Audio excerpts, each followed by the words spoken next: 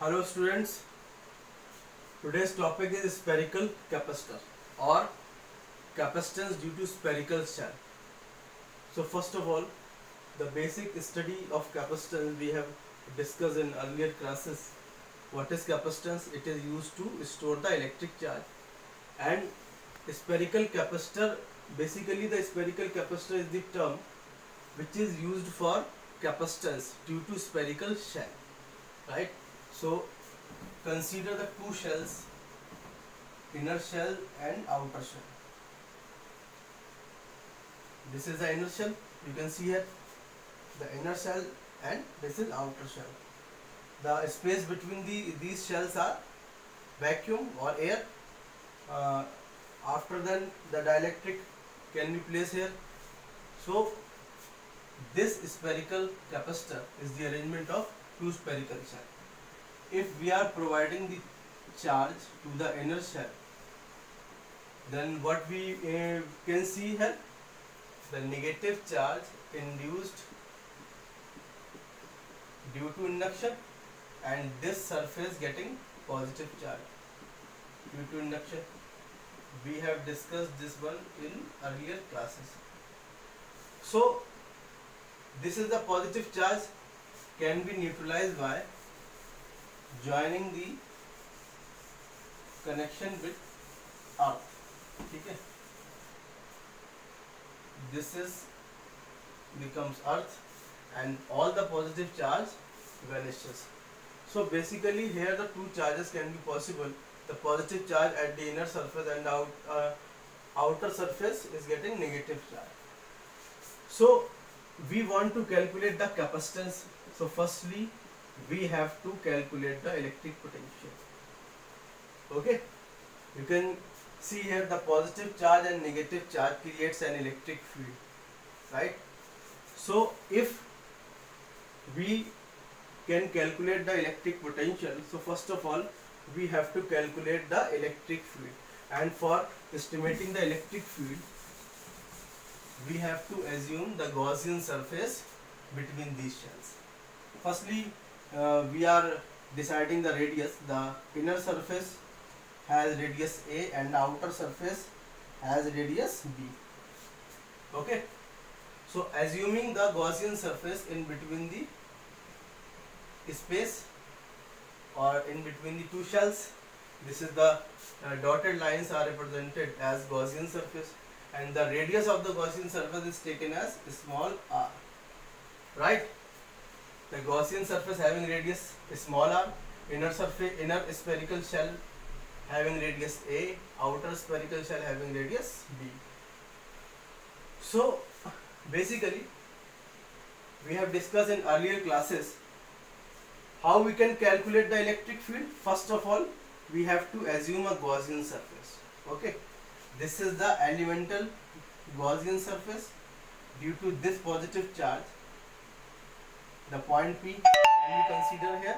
Okay, so the electric field direction in this way, and the surface vector is also in this direction. So here vector E and ds are parallel.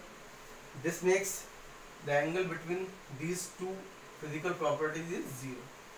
So basically the electric field can be calculated as phi is equals to surface integral of electric field. This is phi and this is E ds cos theta. Theta is what? Theta is equals to 0. So this term can be written as phi E surface integral of S. Now phi equals to E into S, and surface area of this Gaussian surface will be equal to 4 pi r square. Okay. Here we can see that the radius of the Gaussian surface is small r. So in the surface area we are using the term small r as the radius. So this surface area becomes 4 pi r square. Okay. Now from Gauss theorem we have electric flux equals to 2 times of 1 upon epsilon naught value. This is E into 4 pi r square. Okay. So from here we can estimate the electric field. An electric field we can get E equals to 1 upon 4 pi epsilon naught Q upon R square. So first of all, here I have calculated this electric field, and the value is 1 by 4 pi epsilon naught Q by R square. This is the electric field due to this inner spherical shell.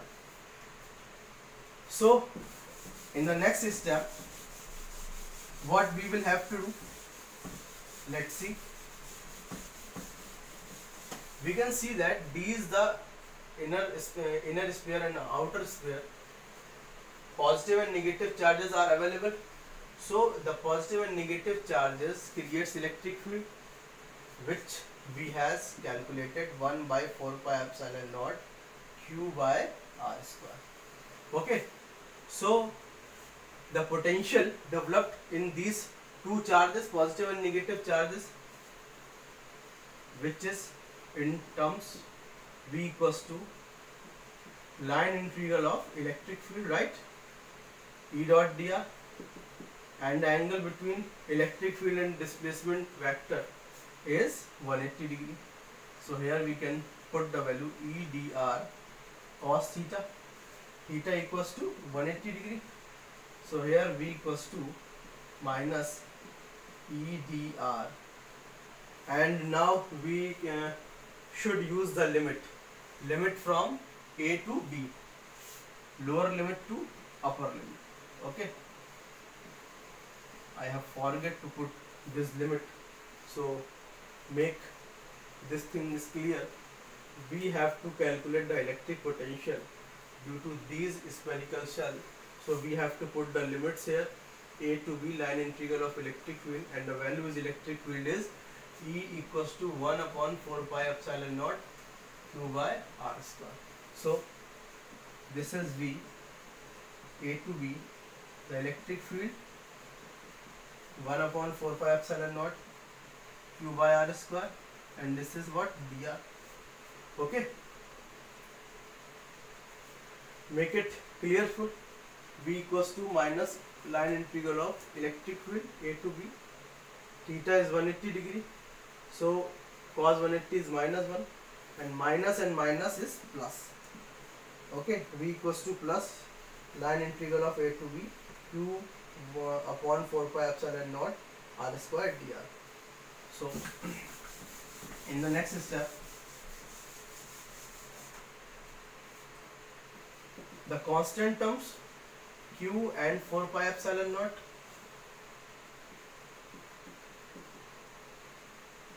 Q by 4 pi epsilon naught, and this is integral A to B. 1 by R square can be written as R to the power minus 2 dr. Now the integration of R to the power minus 2 Q 4 pi epsilon naught R to the power minus 2 plus 1 and minus 2 plus 1. Okay, the limit is A to B. So V can be written as Q by 4 pi epsilon naught, and this is R to the power minus 1, and this is minus 1, A to B. Okay, we can see this Q by 4 pi epsilon naught. This minus sign can be removed out here, minus 1, and R to the power minus 1 can be written as 1 by R, and the limit we can put here A to B. Okay,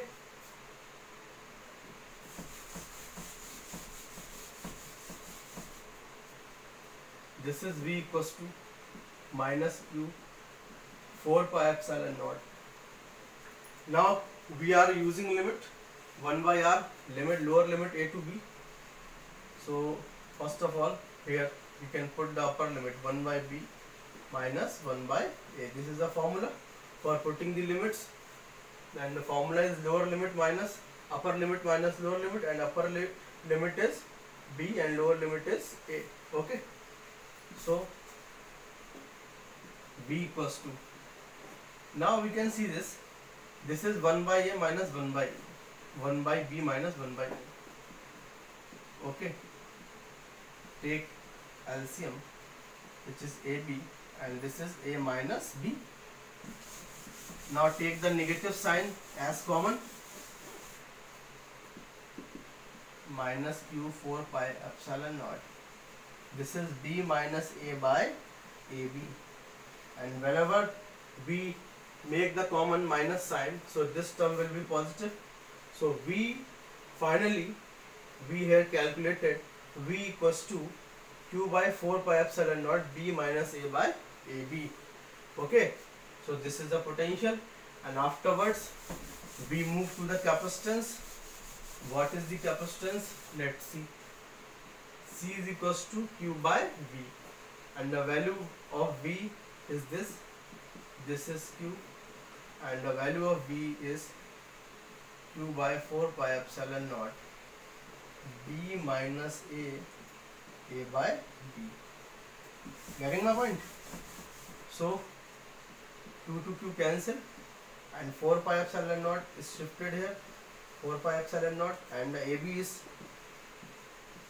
upper side, AB by B minus A.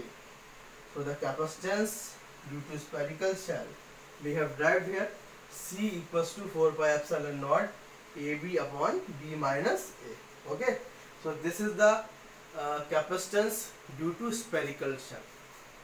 You can see this, the expression is like this: C equals to 4 pi epsilon naught AB B minus A. Okay, so this is the spherical capacitance or capacitance due to spherical shell.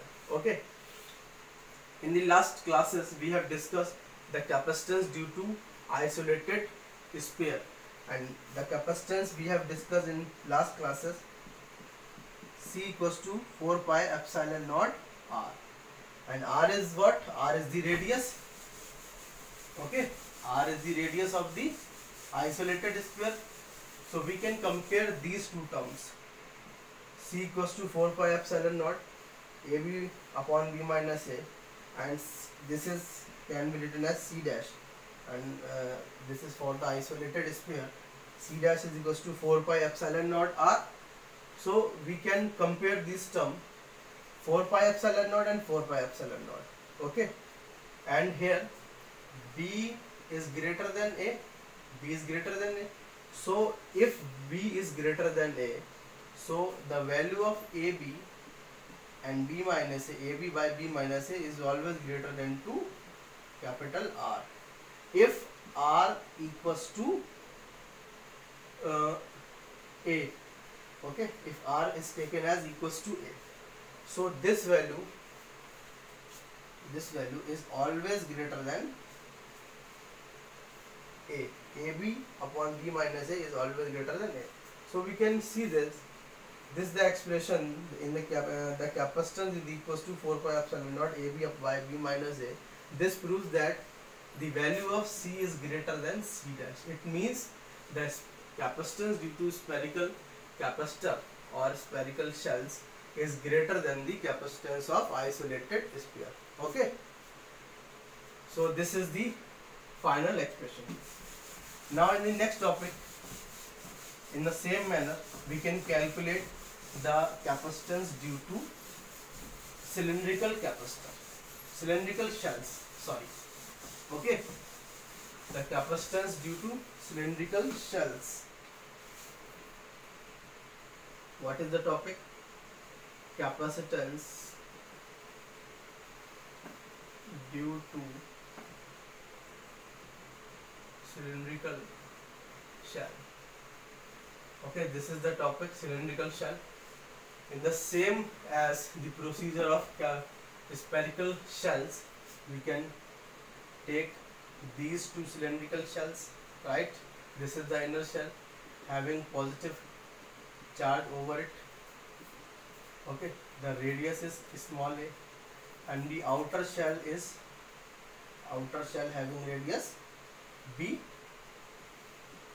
Due to induction, the negative charge induced here, and afterward we make this connection to the earth. So this leads to rise the capacitance. Okay. So in the same manner, we are calculating the capacitance due to spherical shell. Okay. Diagram is not proper or good, so it can be only for the hypothesis, You can see it from the books. These are the two shells.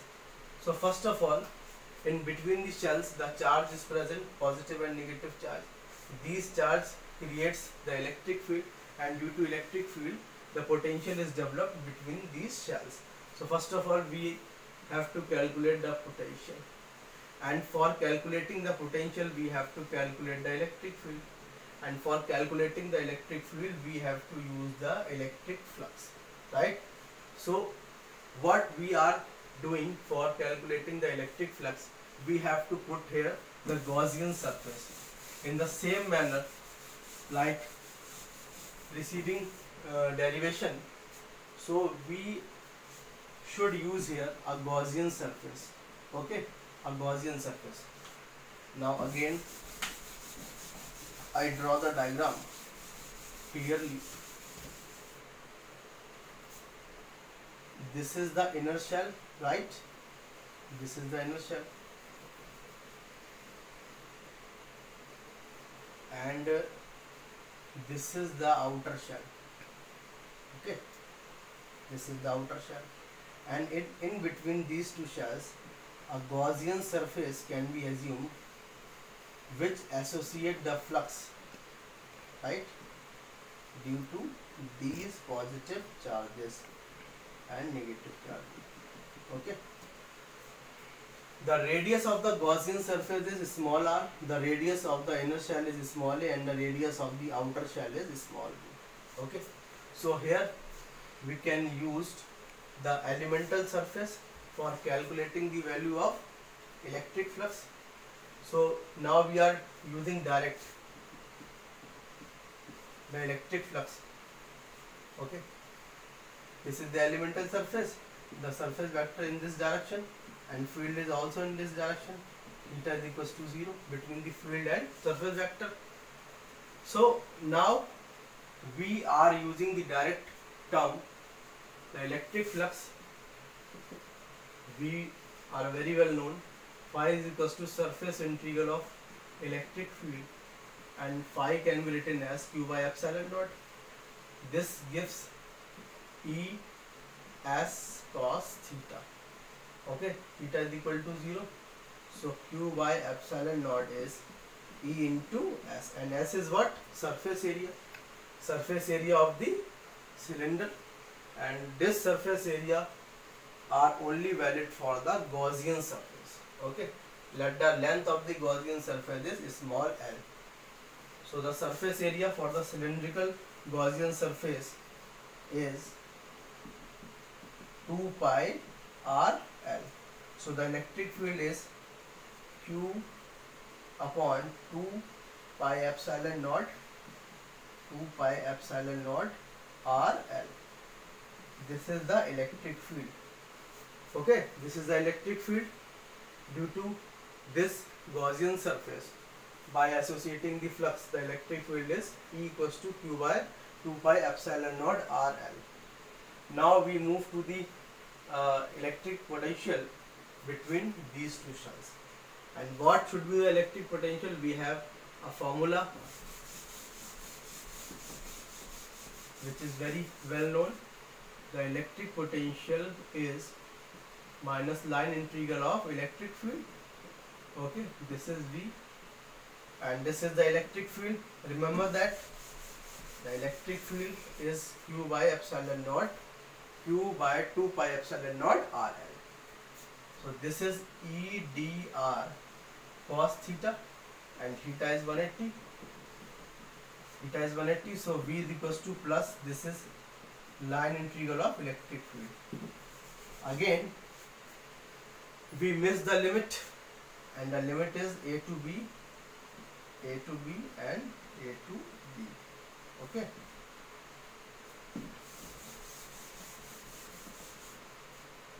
This is the V, and electric field is q by 2 pi epsilon naught r l,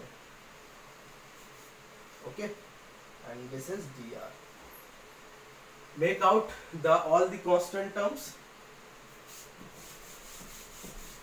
and the constant terms are V equal to Q by 2 pi epsilon naught L. Remember that L is constant. The integrating term is 1 by R. So here this is the limits A to B. This is 1 by R and dr. And the integration of 1 by R can be written as log R.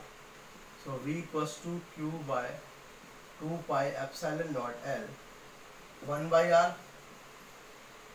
The integration term is log R. This is A to B. Okay. Now we are using limit Q by 2 pi epsilon naught L. Upper limit is log B and lower limit is log A. Okay. So this term can be written as Q by 2 pi epsilon naught L and log M minus log N. What is the formula for log M minus log N? This can be written as log M by N. So this is log B by A. So this is the final potential. Now in the final step for the capacitance, we have to use this electric potential. This is C equals to Q by V, and V is what? Q upon 2 pi epsilon naught L, and this is log B by A. Okay. So Q to Q cancel. This Q and this Q cancel with each other, and 2 pi epsilon naught L shifted in the numerator term, and this is log B by A. So this is the final capacitance due to cylindrical shell. Okay, this is the final capacitance due to these cylindrical shells. Okay, so basically remember one thing, why we are using these shells. These shells increases the capacitance of a conductor. Okay, only single conductor cannot make so much capacitance. So for increasing the capacitance, we are using here two shells. In the spherical arrangement, we are using spherical shell, and in the cylindrical arrangement, we are using cylindrical shells. So this is the basic. These two derivations are very important for the examination. Please make proper notes, and afterwards we will discuss our next topic. Okay, thank you.